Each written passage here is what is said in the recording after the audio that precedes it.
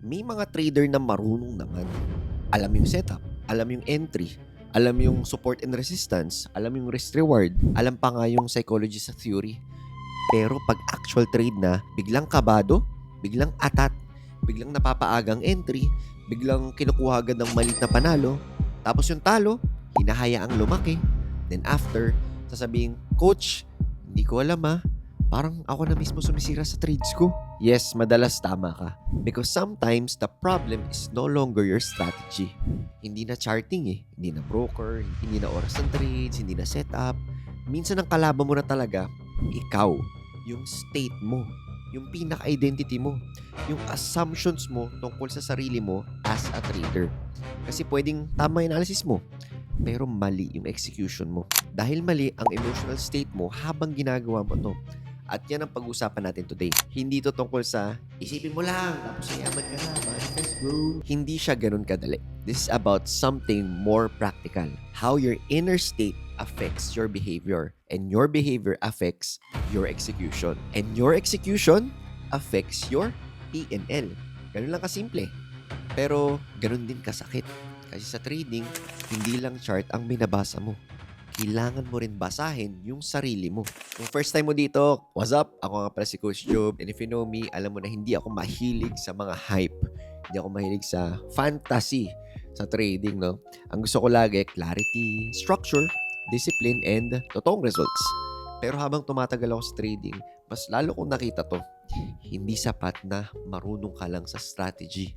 Kailangan marunong ka rin i-manage yung sarili mo. Kasi pwedeng kabisado mo yung system, kabisado mo yung mate formula, alam mo yung setup mo, pero kung magulo ka sa loob, magulo ka inside, magulo rin yung pag-execute mo outside. Parang business lang yan. May mga business owners na magandang business model, ganda ng product, may demand talaga, pero sabog ang decision making.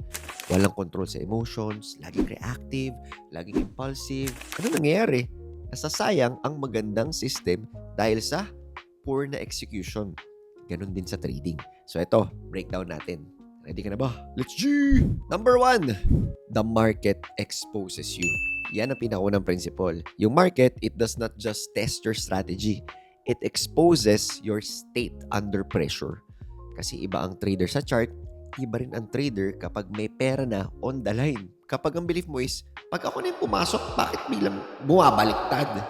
Lagi akong late. Hindi ako makakahabol dito. Baka mawala na naman yung move. Guess what happens? Magiging aligaga ka. Papagay entry, pipilitin mo pumasok sa isang trade kahit hindi pa kompleto ng setup mo. Maghanap ka agad ng sign na baka mali yung pinasukan mo o kaya naman sobrang kabado ka na hindi mo na ma-hold yung supposedly tamang setup naman. Then kapag tinamaan ka ng stop loss, sasabihin mo, see, sabi ko na Pero ang hindi mo nakita, yung belief mo ang tumulong gumawa ng result. Hindi naman ibig sabihin nito na yung utak mo magkocontrol ng market sa hindi ganun. Ang ibig sabihin nito, what you believe affects how you behave. And how you behave affects how you execute. And how you execute affects your result. Simple lang.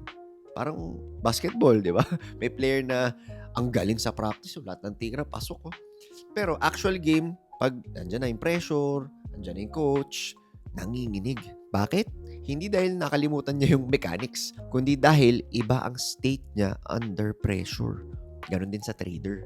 So, kung gusto mo mag-improve, hindi enough na aralin mo lang ang market. Kailangan aralin mo rin paano ka ba mag-panic, paano ka ba natatakot, paano ka ba mag-force, paano ka ba mag-self-sabotage. Kasi yung version mo na yun, it shows up in your live trades. Number 2, swerte.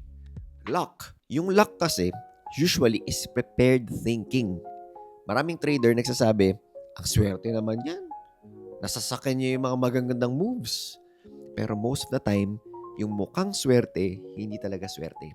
Usually, prepared lang sila. Ready siya, patient siya, malinaw yung standards niya, hindi siya nagpo-force, at most importantly, naniniwala siya na may darating na setup. And that matters more than people think. Kasi kung expectation mo sa market is, baka wala na naman akong abutan.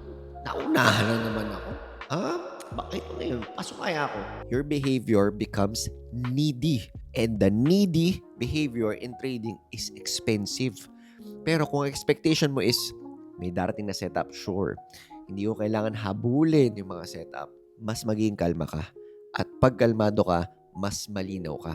At kapag clear ka, mas nakikita mo ang tama. At kapag nakikita mo ang tama, mas mataas yung chance na maayos ang execution mo. This is true. Kahit na outside trading, tingnan mo na lang si Warren Buffett. Hindi siya mukhang atat, di ba? Hindi siya mukhang naghahabol sa lahat ng mga galaw. Anong ginagawa niya?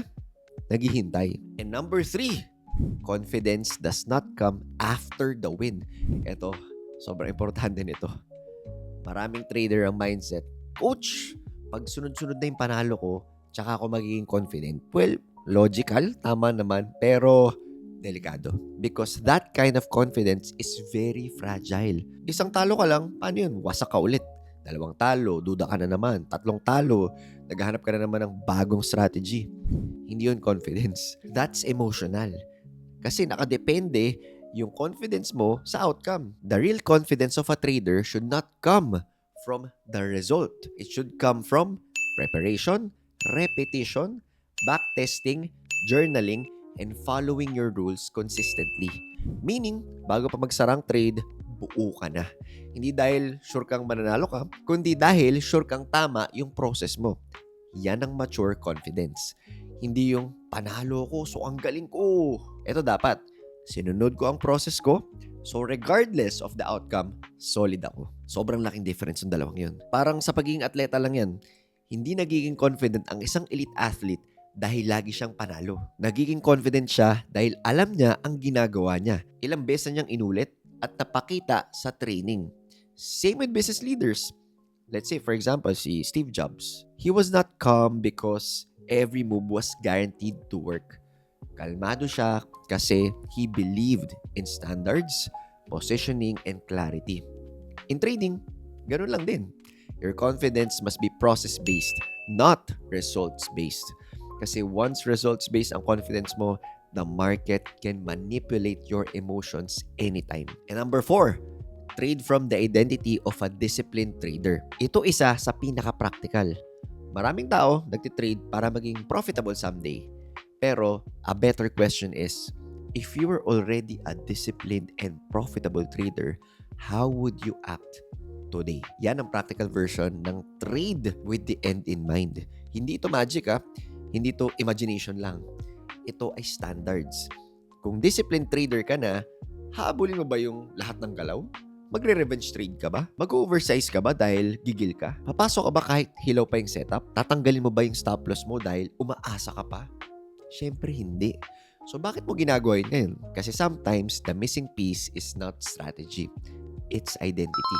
Ang disciplined trader may standards. Marunong maghintay, marunong tumanggap ng no trade, marunong tumanggap ng loss, ng walang drama, marunong sumunod sa rules, kahit boring. That's why, before every trade, maganda ang tanong na to. Ito bang gagawin ko? Galaw ba ito ng disciplined and profitable trader? Kung hindi, huwag mo nang gawin. Simple pero sobrang linis ng filter na yan. Ang goal mo is to become the kind of trader na pwedeng pagkatiwalaan ng bigger capital. Your dominant state is your real strategy. Ito masakit, pero totoo. Pwede kang may magandang strategy, may magandang system, pwedeng malupit yung checklist mo, pwede kang may journal, pero kung yung dominant state mo is takot, neediness, desperation, greed, pagiging atat, insecurity, yun yung totoong mag-i-execute. Hindi yung strategy mo. Kasi a fearful trader will cut winners too early, di ba? Hesitate on valid setups. Tapos, ginagalaw yung stop loss too fast. And second-guessing good setups. A desperate trader will oversize, force trades, revenge trade, treat every setup like life or death. A greedy trader will ignore the exits, break targets, hold too long, disrespect the plan. So again, under pressure, your state becomes your real strategy. That's why stillness matters. Hindi dahil astig siya pakinggan, kundi dahil pag relax ka, still ka, mas naririnig mo ang rules mo kaysa sa emotions mo. And sa trading, that changes everything.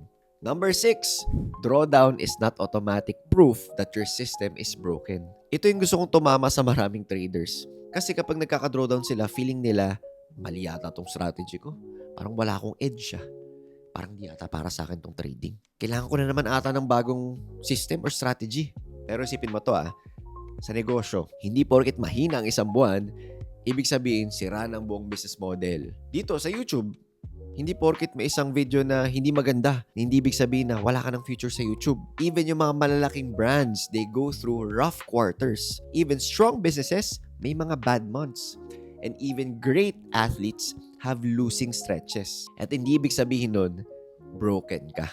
It might just mean you are in a normal phase of variance. Ganun din sa trading. Hindi porket may 3 or 5 losses ka, sira ang system mo. Hindi porket red week ka, wala ka ng edge. Minsan ang kailangan mo lang ay enough sample size, enough discipline, patience, enough consistency to let the edge play out. Yung trader na lagi nagpapalit ng system sa gitna ng drawdown, parang negosyanteng palit ng business model kada may bad week. Walang lalaki sa ganun. Walang lalalim sa ganun. Walang magmamature sa ganun. And number 7, money does not reward desperation. Ito, sobrang relevant nito. Pag kailangan mong manalo sa trade na to, delikado. Kasi once na needy ka, iba yung galawan mo eh. Pwede kasing lalaki yung risk mo. Biblisan mo yung entry. Yung hindi ka na makakahintay. Or baka pwede rin mapapaaga exit mo. Maging emotional ka sa bawat candle. And that's when the market starts punishing you. Kaya nga lagi ko sinasabi, trade small enough that you can think clearly. Kasi pag sobrang laki ng position mo, hindi na strategy ang nagtitrade. Nagiging survival mode ka na lang. At kapag nasa survival mode ka, your decisions become emotional. Hindi na rational. Parang sa business lang ulit, di ba? Yung CEO making decisions from desperation usually makes expensive mistakes. Baka bigla na lang siyang mag-hire ng kung sino-sino. Bigla na lang siyang kumuha ng mga pangit na deals, yung mga mali. Bigla siyang mag-pivot ng strategy.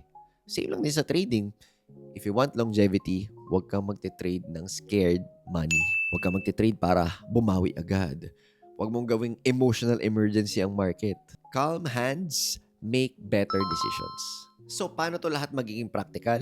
Ito gawin mo. Number 1, check mo yung state mo before ka mag-trade. Tanungin mo sarili mo, kalmado lang ba ako? Or meron ba akong gustong bawiin or may kailangan ako? Desperado ba akong manalo today? May pinapatunayan ba ako? Ayoko bang mawalan? Kapag yes ang sagot mo sa mga yan, huwag kang mag-trade or bawasan mo yung risk mo. Number 2, use identity reminders. Ito maganda to. Hindi yung basta-basta motivational quotes Identity reminders, example yan is, my job is execution, not prediction. Yan, di ba? A disciplined trader can wait. No trade is a valid position. Hindi ko kailangan habulin lahat ng opportunities. Ayan, yung mga sasabihin mo sa sarili mo. Number 3, journal your state, not just a setup. After every trade, isulat mo anong setup, anong result, anong emotional state mo before entry, anong emotional state mo during the trade, at anong thought pattern ang lumalabas. Diyan mo makikita yung pattern mo. And number 4, reward clean execution. Kapag may trade kang sobrang linis yung process, kahit natalo sabihin mo pa rin, good trade. Bakit? Kasi that is the behavior you want repeated. And 5, trade like someone building a 10-year career. Hindi 10-minute dopamine hit. Hindi 1-week miracle run.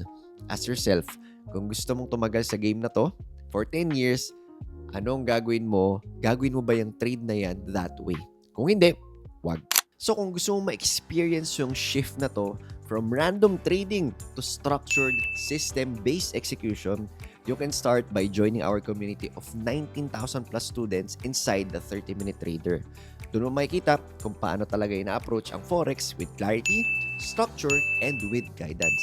Click mo lang yung link below and join us.